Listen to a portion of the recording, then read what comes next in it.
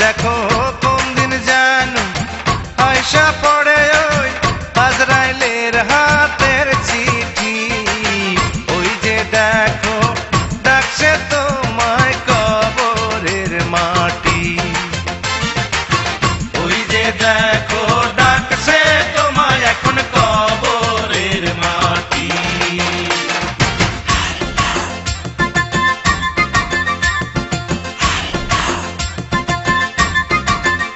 তোমার গোনা দিন রাইয়া গেল জৈবনে লাগলো মাটি।